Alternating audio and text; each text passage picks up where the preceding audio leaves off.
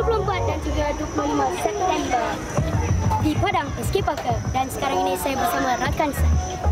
Hai, Assalamualaikum. Saya Arisa Arhana binti Muhammad Azlan, pengacara aktiviti PSS SK Parker Dengung Terengganu. Terjemahan kejohanan olahraga tahunan ini diadakan adalah untuk menggalakkan gaya hidup sihat melalui aktiviti fizikal dan sukan. Yang kedua, untuk mencukil bakat baharu dalam bidang sukan untuk diketengahkan lagi ke peringkat yang lebih tinggi. Nak tahu apa yang menarik? Jom sama-sama kita saksikan klip-klip menarik sepanjang video ini berlangsung. Jom!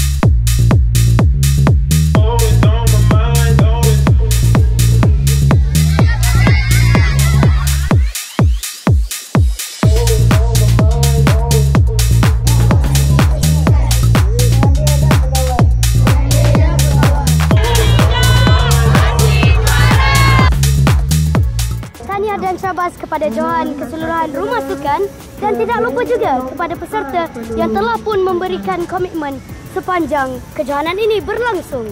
Ada yang kalah, ada yang menang, namun itulah hadap pertandingan. Yang lebih penting ialah pengalaman, kegembiraan dan kenangan yang kita kongsi bersama. Sekian sahaja untuk episod kali ini. Mantapkan artikulasi, selahkan potensi. Jumpa lagi. Bye.